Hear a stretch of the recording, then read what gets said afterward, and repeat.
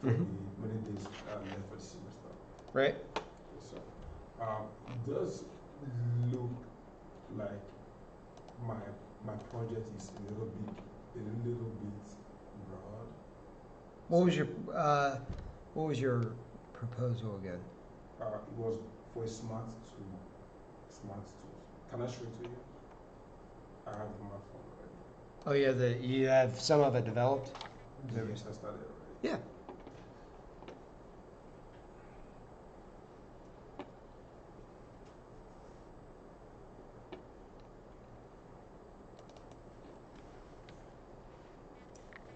So here I haven't implemented, just like design the interface. So it's gonna be taking. No, I haven't implemented it. My Oh, that's not done yet. no, sorry, just the Okay. interface. So what's the question? So I think it's going to take more than the days or what I have on my timeline. Uh, I had like the temperature converter is going to use like a weather API to do the conversion in real time, and I can't get back. oh, sorry.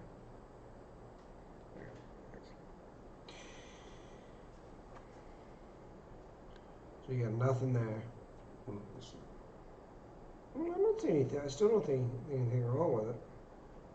I mean, just maybe go down to like currency and temperature or something like that. Yes, sir. I still have to use the database. Right. Yes, sir. So I think if I can, So when you click on recent, it'll show this as uh, several different things that you've done. yes, sir. Okay. Should be able to pull up my conversion now, my unit conversions. Okay. So I was wondering if I can take one of these temperature or currency, since I'm going to be using API for both of them.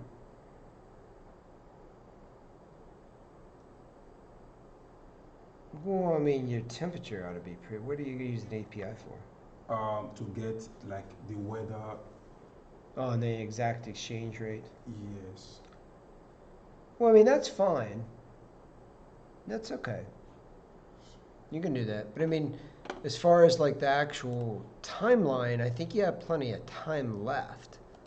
You know, you got your framework in place. And then, oh,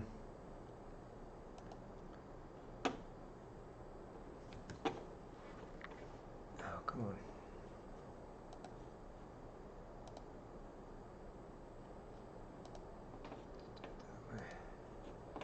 So you have your timeline in place, and then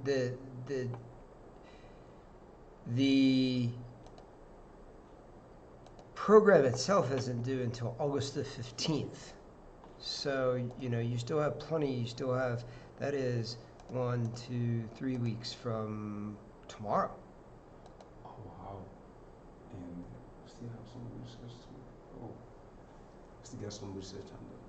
Okay. I just have to plan my time. We'll make sure you're looking. Go ahead and sit back down so you can see my screen.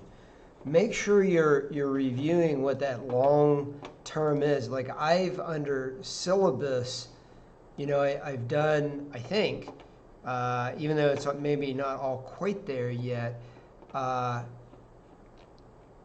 put everything else that is on the schedule, right?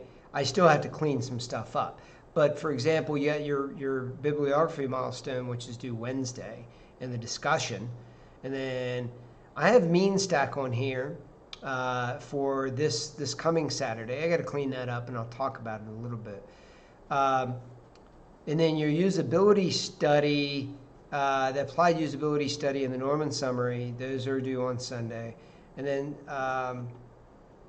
there's a couple things that are still missing on here, like the other discussion boards and stuff like that. But you can see how it starts really dwindling down, that you should have 3 or 4 days that you can do nothing but work on Android development without being bothered by a lot of other stuff. And it's staggered that way on purpose as we come in. So we're looking at 3 weeks from Wednesday. This is when that's due. That's what I did. I think we had like 2 3 days. Was it Sunday and yesterday? Just like took that time to work on my Android. Once you get everything else done, that's fine. I think you're still on track with what you got. I think it's still a pretty basic Android application. I think you'll be okay. Just eliminate a section if you get, if you start getting too deep into it. I don't think it's too broad. I think it's pretty good. So keep after it. What other questions you got? Anything right now? All right. So on Wednesday, you have your annotated bibliography that's got to be due. Now, you're supposed to have been reading and pulling research papers from the library. As you begin to determine this is something that is applied to what I want to do, you should have done a APA, MLA, IEEE citation of the article, right? Yes, sir. And then a 2 to 3, max 4 summary, right? This thing is all for you, right? It's all for you. While I'm giving you credit for it, it's all for you. If you're going out, or if you have been going out every day, when you don't feel like working, and pulling one article and reading it and seeing if it fits in, if you start adding up all those days, you wind up with like 15, 20 days from back when we started. That's 15 or 20 articles that are in your annotated bibliography. And now you have all these summaries of everything that you've read. And now you're going to have your outline, and all you got to do is fit what you want to say into your outline, and your presentation's done.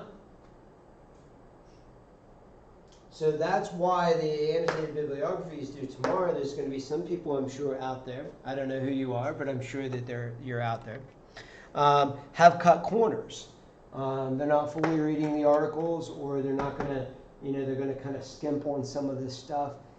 And we're all here at an Institute of Higher Learning and at an advanced degree to challenge ourselves. Not here to compete with anybody else. This is about challenging ourselves, pushing ourselves outside of our comfort zone to be able to find something that is of interest to us and excel, taking that next kind of step forward. Right? There's no express elevator to get you to where you want to be. It's one little step after the next. And that's what the annotated bibliography is about. And you should continue it. And in many ways, you should continue it forever. I have a folder called Papers that almost every semester I put multiple papers in there that I've read. I just kind of throw them in there. Now, I don't necessarily do the annotated bibliography, but as I read stuff, I throw it in. And at the end of the semester, I have a bigger papers folder that I drag those papers over, and I organize them. Networking, augmented reality, AI, so on and so forth. So that should I ever actually have the time to research the way I want to, Terry, I have all these papers. Where did I get that idea? That was an AI idea. So I go back to my folder called AI, I start skimming through, and I'm like, yeah, I think it was this paper.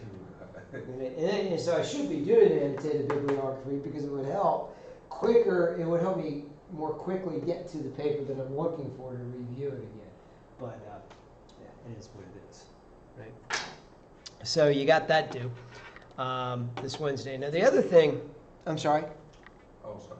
2 to 3 marks for some. So is it like for each? For every single paper you read, from the library, popular piece, whatever it is, 2 to 3 sentences, maximum of 4 for your summary. You want to get in the habit of extracting the most vital details about that article, right? It's for you. while I'm looking at it, I'm not going to critique it a whole lot, right? I just want to see that you've done it. This is for you. You want to go ahead and put it in APA, MLA, or IEEE. Those are the ones that we use, APA and IEEE. There's some other formats out there. That way, you have all the vital information about the article, so you never have to go back to figure out what pages from that journal it came from. It's in your annotated bibliography. This is a big deal. It's such a big deal. There's programs that are dedicated to it, to doing bibliographies. EndNote is one of them. That's what I used when I did my dissertation. EndNote was really cool. Of course, it's automated. But EndNote was cool that you could go in and type in an author, and it would go out to the Library of Congress and other places and pull in all the articles that author had written, and then you could select which one you wanted, and it would pull in all the vital information for APLMA or IEEE, and you could actually put it into whatever formatted you want. You put a little summary in there, and it kept track of your annotated bibliography for you. But right now, I don't think you want to go pay $100 or $200 for a tool that you're only going to do 10 or 15 or 20 of these annotated bibliographies. It's much easier just go ahead and put it in the format you want. There's a tool in Word that'll take care of this. Under Reference, it'll say, what do you want to put this in? APA, MLA. I don't know that IEEE is in there. I think it was on the online. I saw it on the online Microsoft. I imagine it's there. I've only ever used it under this one. So you come in and under references, see how you can say style APA, Chicago. There's IEEE 2016. There's MLA. And then you can come in and you can start filling out your bibliography, how you want your bibliography to be, your references, whatever, right? You didn't even know that existed, did you? I think I've seen this tab. I've never really paid attention to it. Yeah, except now I know. Yeah, that's what it's for. And the neat thing about it is, as you write, once you get used to the tool, as you write, let's say that your teacher decides to change the formatting. This is a real case. You're used to writing in one format, like APA, so that's what you're writing. You go to submit it to a journal, and the journal says it's got to be an IEEE. What? I got to go back and redo and reformat everything? Well, if you've taken the time, and it takes hours to truly learn that tool, hours. 5 hours to become okay at it, 10 hours to become an expert at it. Not all at once, you spread it over time, right? Over months, right? Well, now you know it. I wrote it in APA, they want an IEEE. Oh, okay, fine. APA, IEEE, boom. Your whole paper changes instantly. Bibliography, all the inline citations, everything in the whole document changes like that. That's why you want to use those tools and the stuff you're getting into. You could use this. I don't know how wonderful it'll be for the bibliography. I guess you could use it appropriately. What you do is you say my summaries and everything, and then you put the citation. This is a good exercise for you to start to learn to use that tool. So you do the 2 to 3 to maximum of 4 sentences for the paragraph, and then you put your citation at the end, and have everything loaded into the reference tool. Tell it to generate your bibliography at the end, and now you can match that up, right? You guys do know how to use the table of contents feature, right? That's a no. I'm going to give you a very quick crash course on time-saving things. So, a very dear friend of mine that we went through the doctoral program with, I saw him doing this for his table of contents. Chapter 1, ... 1. Chapter 2. You have 5 chapters in a dissertation. Chapter 3. 3. Right? Page 8. Whatever. Honestly, that's what he was doing. It's like, Bill, what are you doing? I'm making my table of contents. You realize this is like a draft of a draft of a draft of a draft, right? Yes. He goes, oh yeah, I'll just go back and update. Like, do you realize how much time you're going to waste making your table of contents? He goes, well, it can't take that long. I'm like, yeah, it can. Your table of contents gets much bigger than chapter 1, 2, 3, 4. It's chapter 1, subsection, chapter 2, subsection, so on and so forth. And then you got a table of tables and a table of figures. So, crash course, you ready? Yes, sir. Chapter 1. Chapter 1. Heading 1. Boy, that's rough, right? Subheading. Heading 2.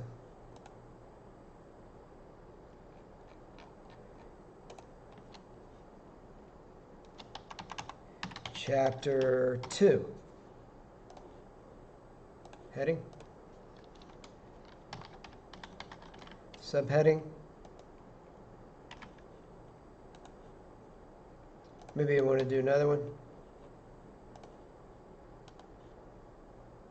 Maybe you want to do another one. Okay, this is a subheading of the subheading. Chapter 3. Heading. Subheading, subheading.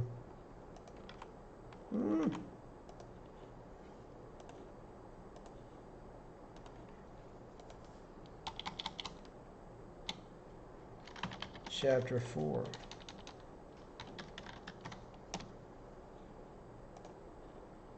Heading. Subheading, subheading. In between my subheadings, and this is why you want to make sure that, let me see.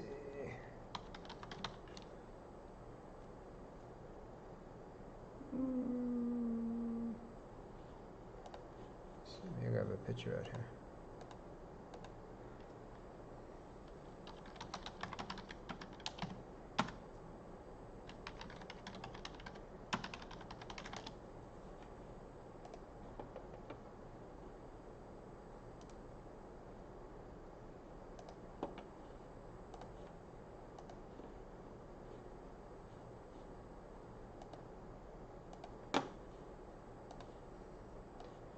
So I come in and I'm like, oh, I got this cool picture that I want to put in here.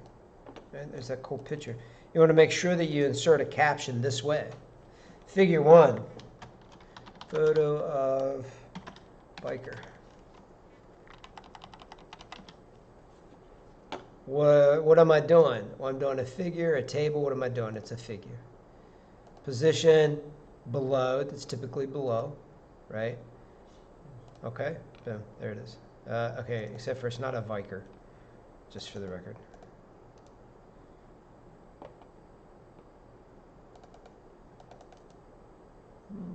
I think that'll change it appropriately. So it's a biker. Maybe here I want to insert a table, right? If I got a table in there, I better make sure that I insert a caption.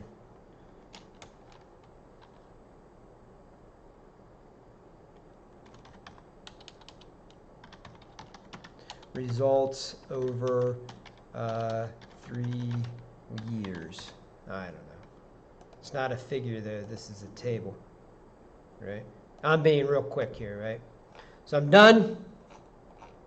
Look at that. There's my navigation. That makes it real easy too. It's one thing when you got a 10-page. It's different when you got a 200-page. Right? That's when you learn about master documents. Because you'd be surprised when you get such a large document how much your computer starts slowing down. It's actually quite amazing. I haven't actually opened up my dissertation in a while, but it used to be kind of make things slow, but that was a long time ago. So anyways, so now we come in and we say insert. What do I want to insert? I want to insert a, let's see, can I do it here? Table of contents. What do I want it to look like? I want it to look like this. Boop. That's not where I want it though. I want it up here. Table of contents. Boop.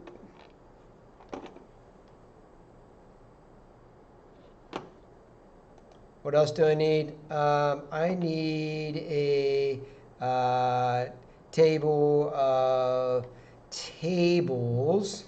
And you'll have to go and look at this. That's just a regular table of contents. So does it show like this, like figure 1? Yes, you can do that. Yep. I screwed something up. Hold on. There we go. Yeah, you can do that. Let me see if I can remember pages, headings. Let me see. It's table of contents. I want a table of. Yes, the answer is yes. I think that should be in. No, I'm not going to look at it right now. You can play with it. But you can insert a table of tables and a table of figures. And that should be in all properly proper manuscripts, you know. It even should be in something as simple as your usability statement, because look how easy it is.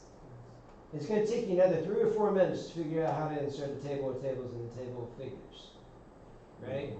But now what happens is, I'm reading your paper.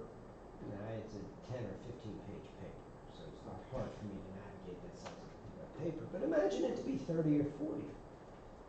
And there was a table that I want to look at your table compared to another student's work.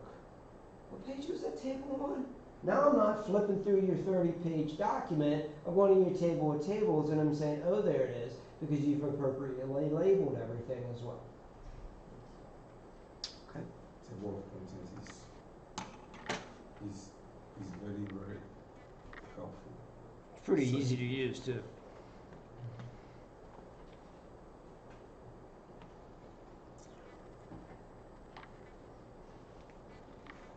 Oh, I'm sorry, go ahead. Yeah. I had a question on presentation submission. Sure. No, the phone bottom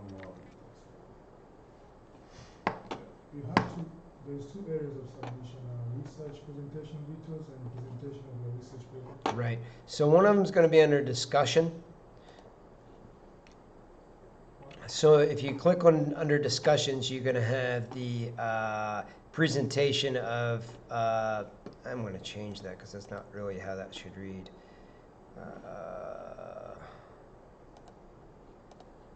Oh, I was like, why can't I do this? That's because I'm in there as a student. There we go. Presentation of your research. All right.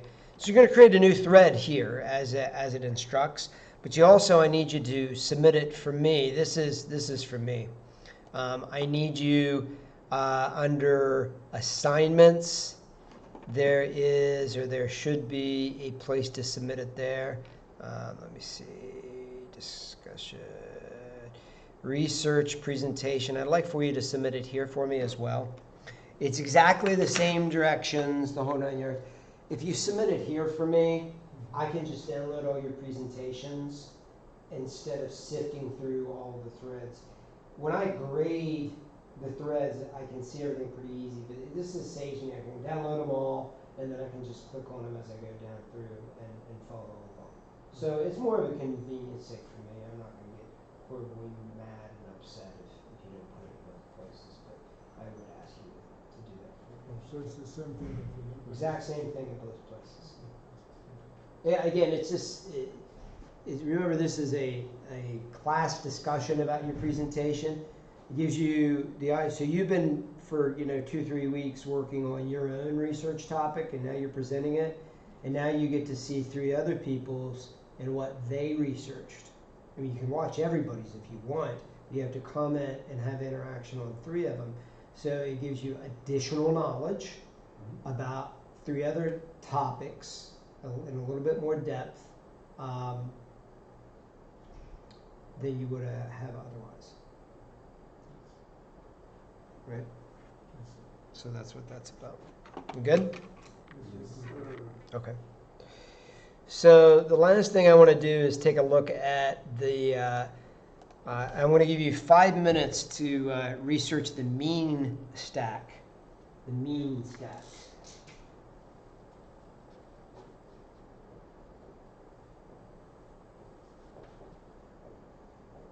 So take about 5 minutes and do a little bit of research on the mean stack, see what you can tell me about it. Mean stands for MongoDB. You research it for 5 minutes, and then you're going to tell me. Okay. Go to it.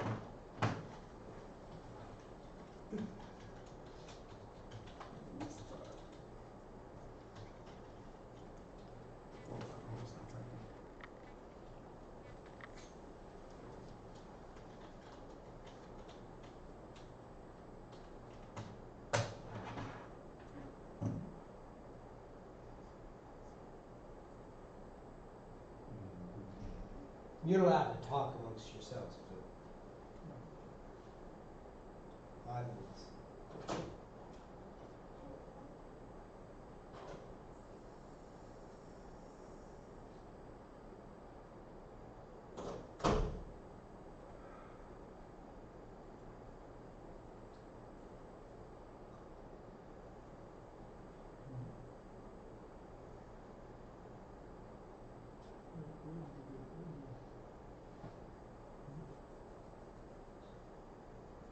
Yes, sir. Yes, sir. I'm going to say something. The first one. The first one. These two bones. No, that was Wiki.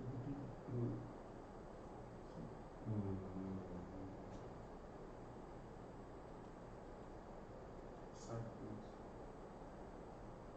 No, yeah.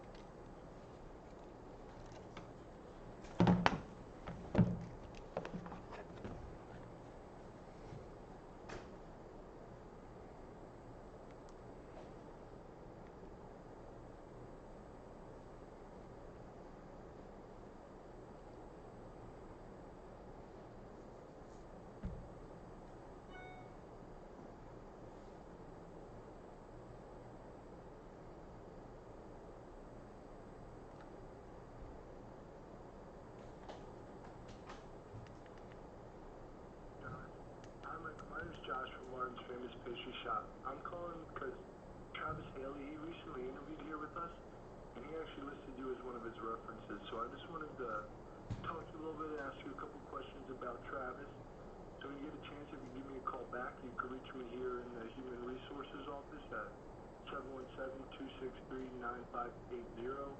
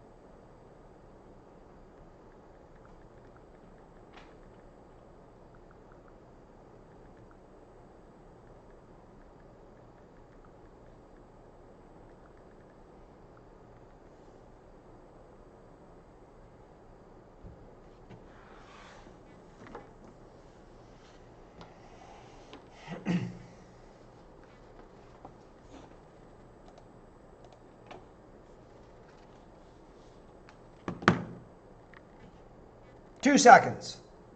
You ready? No seconds. You ready?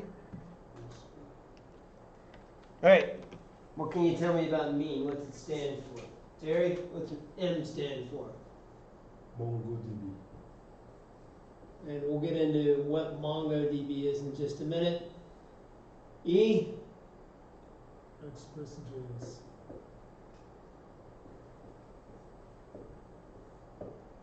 AngularJS.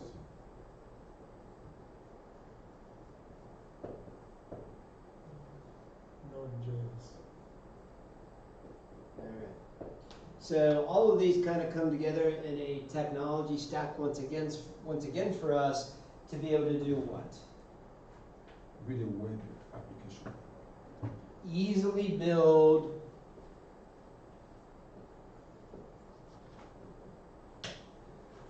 web applications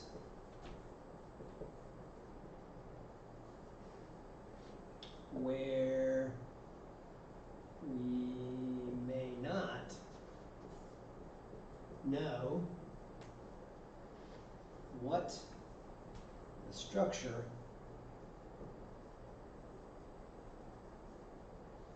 of the data will be.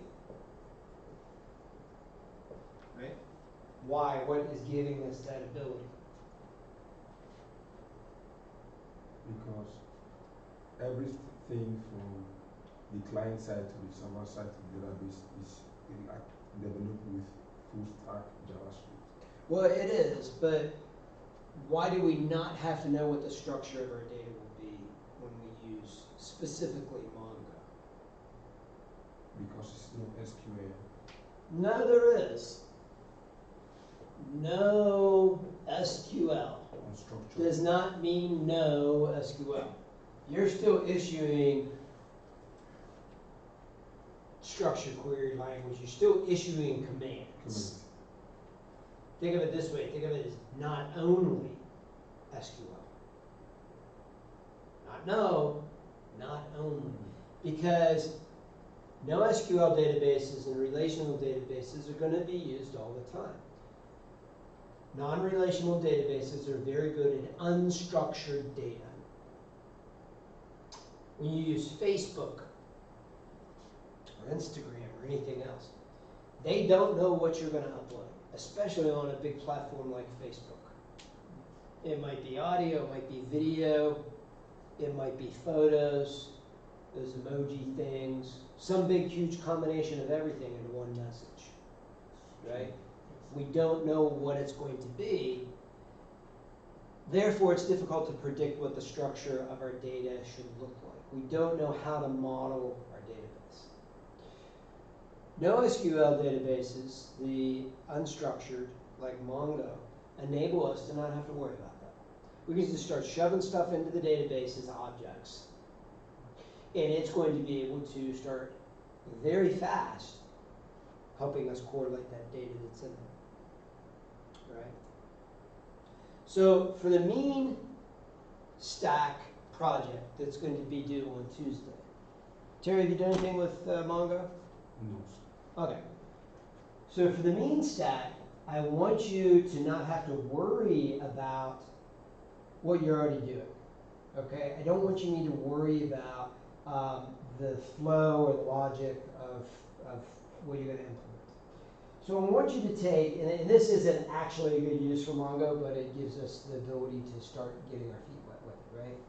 I want you to take either the LAMP project, where we're supposed to store first name, last name into a database along with something, or the Google Maps API thing. You could take all of that structure, right? All of that logic, all of that flow, and throw it into the mean stack. All right? So you're just going to re-implement everything you've already done that you're familiar with using these technologies.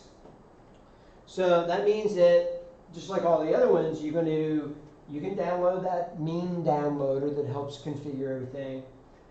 you need to understand Mongo a little bit. How do I get the objects in? How do I build a query to be able to get stuff out, present it on the screen, things of that nature. Again, very simple. It's sampling technologies. So you're aware of what's out there, and you're aware of when we would use this over something like MySQL, which is a relational database. Remember, in MySQL, it's a relational database. When we build our infrastructure, it's in the database class, so this is just a basic overview. When we set up our database using a relational database, and it doesn't matter if it's MySQL or Microsoft SQL Server or Oracle or what, we have to model that database. And that takes months of painstakingly thinking our way through what is the relationship between the different entities inside of our database. Right? You get a little bit of that in database 1 and database 2, but in reality, it takes a long time for a big project. All right? We have to think, what are the relationships between them, one-to-one, one-to-many, many-to-many? What are the different entities? What is everything normalized appropriately? We want to know what that model looks like. We want it to be very structured so that our database performs very fast. Right? It will forever be used in our lifetime. That model's not going away because there's a really good place for it. We see it all the time. Why would you replace something that is as fast as a relational database for transactions, for example, for like bank transactions, with a NoSQL model? It makes no sense. Right? This is very fast on transactions. Right? Very slow on blobs and organizing information together. Right? This is very slow on structured data in comparison, but very fast on looking at blobs and unstructured data and trying to be able to come up with a way to analyze whatever we've collected, looking at the domains. So we put metadata with all of this stuff. We say photo of this, blah, blah, blah, and we can start gleaning those domains. Over here, yeah, we could do that, but then it starts bogging everything down because we've got to create another table, and we don't even know what that table should say, and blah, blah, blah, blah. Right? So, yeah, because I want to ask, since it's unstructured, like, for example, we have Facebook now, people uploading stuff, some are doing live, some are streaming games. Everything just goes into the database. Goes into not an object in Mongo. So Facebook uses both. That's why it's not only SQL. Matter of fact, if you go to Facebook right now, up in the top, you can typically see a PHP attached to some of their files, some of their pages, right? When you log in, that's pure PHP. A lot of your settings and all that stuff, that's PHP with MySQL. All that, so it's probably not PHP, it's probably Mariah now. MariahDB is what, so MySQL was forked when Oracle bought it. It's always been open source, but it was forked. You guys know what a fork is, right? Is that a problem? A fork in code, a hard fork. All right, so MySQL was chugging along. It was open source software, right? Oracle bought them. When Oracle bought them, there was a hard fork. There was all the original MySQL developers said, we're not doing anything for Oracle. Literally, that's what they said. There's no way in hell we're doing anything for Oracle. So they put a hard fork because it was open source software. So they put a hard fork. MariahDB was born, and Oracle continued with MySQL. In the very beginning, they were very, very, very similar. Now they've since become pretty different from one another. MySQL is still pretty traditional. Mariah has some additional features in it. But functionally, they still operate pretty much the same. As a matter of fact, if you install MariahDB on one of your LAMP architectures, everything is still stored in a MySQL folder. It says MySQL, it doesn't say Mariah, right? And they do that because they want people to still be able to use Mariah with the same comfort level that they did with MySQL, right? So anyways, that's called a hard fork. And we see that in a lot of places. Do you guys follow cryptocurrency? Do you guys do anything with cryptocurrency? So the Bitcoin, had a hard fork on it.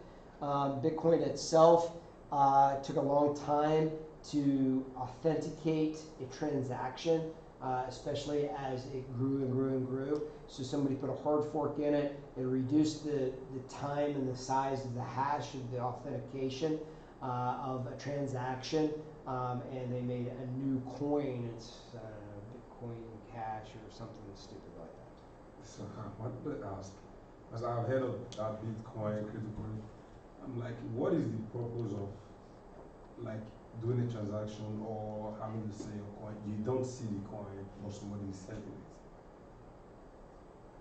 So what's the purpose of using Venmo or any other digital way of paying somebody through PayPal or a credit card? You don't actually see those coins float around, but you know they're still in US dollars or euros or what is it in Nigeria? Naira. The naira, right? But that one is like, I don't know how to really say, but I think that Bitcoin, this security is less. Security is actually pretty high. Really? Mm-hmm. I thought they were. The bigger thing is the autonomous nature of cryptocurrency, right? Quick overview on cryptocurrency, and then we'll move on. You can do your own research, all right?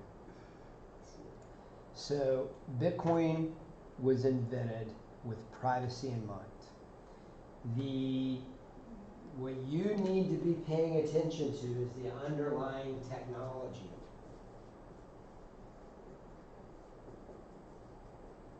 Blockchain is what Bitcoin and a lot of the other cryptocurrencies are based on. And it should always be based on blockchain, right? So one of the best ways to explain blockchain is this. From a securities standpoint, Terry, let's say we enter an agreement, right? We have a contract. It's you and me and a notary. I sign the contract, you sign the contract, the notary signs the contract. Is there anybody else in the room to validate the transaction that transpired between the two of us? Nobody else, right? 5 years goes by and we get in a dispute. How many people were in the room during the original contract? 3 people. So it's now your word versus my word with the notary. One of us could pay off the notary. Now the notary's on my side. I'm right, you're wrong. You go to the notary and say, I want to pay you more. Now the notary's on your side.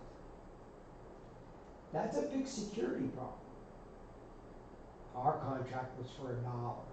Imagine the contracts that are out there for millions, hundreds of millions, billions of dollars. Think insurance, right? Think when we store something into a database. We have a centralized database system where one thing is stored in. We have to rely on that system storing it in. There's only one mechanism to monitor that it's stored in appropriately, whatever the data was that was supposed to be. Blockchain comes along. Blockchain's the underlying technology. That's the more important thing besides cryptocurrency. Blockchain is the underlying technology of Bitcoin and a lot of the other cryptocurrencies. The way blockchain happens is you can have an anonymous exchange of money, of contracts, of whatever. I know that you and I are sharing a contract, but to everybody else in the blockchain system, it's anonymous. We don't know who it is. But the thing with blockchain is this. Terry, you and I go into a abiding contract. I sign it and you sign it. The difference between if it's done with blockchain and the way it was done before is there's multiple copies of the ledger. There's 1,000 copies of the ledger. You and I sign a contract, and it's updated eventually into all 1,000 ledgers. When that's updated into all 1,000 ledgers, and all 1,000 ledgers are constantly looking at each other, it becomes very difficult for any one ledger to change something. So now we have a dispute. We can go back to the ledgers and see that, no, this was signed in accordance with this. This is how it was done, and we have 10,000 people looking at that transaction. Now you could try to fudge a ledger, but as soon as you try to fudge that ledger, red flags go up. Somebody's trying to mess with this ledger number 5 over here. 5 out of 1,000. That wouldn't work. Red flags go up. Because what happens is the way the technology works, the way the algorithm works, it's a binding. When we both agree to it, that's when it's updated. It can't be updated after that point in time. That is a transaction in the ledger that everybody can see. The only way it can be modified is if we go in and do it, and there's still a record of the original action, but now we have to create a new transaction between us that gets stored into the ledgers, thus making everything much more secure. Everything from databases to insurance claims to health records. I know health records don't seem like a big deal, but we're moving into an environment where, what if somebody does get the health records of a high-profile CEO? And for whatever reason, they get that record and it's been manipulated to show that that person has, I don't know, AIDS or something like that. Now, to most people, we're going to be like, I don't care. What's the impact of a CEO having AIDS on me? That's how I would be. But as we all know, we live in a world, we have to share this world with 7.5 odd billion people. And we all have different views and different takes on people and their habits and their health. So how do I know that that is true about that person? Well, I have this record right here. This single record. Because it was all stored with blockchain and that algorithm was used. Now we can see that, yep, the patient said that they had it, the doctor said they had it, they both agreed to put it into the ledger. Now there's 1,000 copies showing that that was a valid thing that happened. Can be manipulated. That's the big thing. That's why. Now again, moving to the cryptocurrency with Bitcoin, when we enter in a transaction with Bitcoin, the idea is for you to become anonymous. So the underlying chain says that there was an exchange between us, right? The blockchain technology shows that there was an exchange between us. That's recorded out into the ledgers. It's not a valid transaction until X amount of ledgers have validated the transactions. And I can't remember what it is. It's like 5 or 6 ledgers have to be validated, right? They have to validate the transaction. Once that's validated, then it continues to propagate out throughout the network, and it's recorded in everybody's transaction or everybody's ledger that it has occurred. The anonymous part of Bitcoin comes into play. It's supposed to be an anonymous currency. Cash is the anonymous currency today, right? You have cash, outside of what the conspiracy theorists think, there's no way for us to be able to track an exchange between us. Now, I guess if you stole the money, the serial numbers can be reported that they were stolen, and as soon as you enter in a transaction, eventually it could be caught and they could trace it back. Can that happen with Bitcoin? I don't know, probably. You know, somebody smart enough is going to be, and there's enough paper trail, somebody's going to make a mistake. So even though it's anonymous, but the bigger thing that I want you to take away from this is the whole blockchain thing.